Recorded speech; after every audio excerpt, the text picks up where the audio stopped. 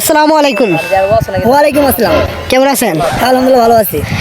আপনি 7 দিন থেকে বলে গোসল করেন না, এটা মানে এলাকার মানুষ সবাই বললো, মানে এটা কারণ কি? তাই নাকি? হুম। এটা এলাকার মানুষ কই দিছে? হ্যাঁ, আপনি গোসল করেন না বলে। 7 দিন থেকে গোসল করি না। হ্যাঁ, মোটামুটি 7 দিন থেকে গোসল করি না, কিন্তু বর্তমানে যে দিনকালের অবস্থা, গোসল করা আসলে গোসল করার কথা মাথায় আসতেই পারে না, কারণ রোদের তাপমাত্রা একদমই নাই। এত কুয়াশা ঠান্ডার ভিতরে আমি পানিতে এগুলো ডরাই, পানিতে আমি হাত দিয়ে শুইলে হ্যাঁ, ডর করে। বুঝছি। আপনি আপনি নায়ক না চেহারা, তাও তো গোসল করেন না, মানে আপনি চেহারা নষ্ট হয়ে যায়।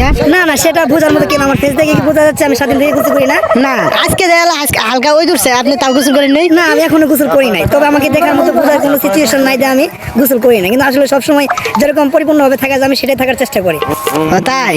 হ্যাঁ একটা দর্শকের উদ্দেশ্যে কিছু বলেন। হ্যাঁ, দর্শক ভাইরা বলছি, যারা যারা আমার মতো পানি দেখে ভয় পান, এই শীতের ঠান্ডা পানি দেখে ভয় পান, পানি ছোঁয়ার আগে দেখেন হাত পুড়ে গেছে, তো তাদেরকে বলবো সবসময় বেশি বেশি করে ফেরা লাভলে ক্রিম মারেন, আর পাউডার দিয়ে ধুয়া হেরা সুন্দর করে মাখায় রাখবেন, চকচকে করে আধা কেজি করে তেল দিবেন, হ্যাঁ। দেখবেন গোসল করার সারে আপনি চিঠি লয়ে আসেন। হ্যাঁ, আজ আপনি তাহলে কি এই কারণটাই করেন, ওই জন্য চেহারা সুন্দর হয়েছেন না? না না না, কারা গেছে আমি এটা করি?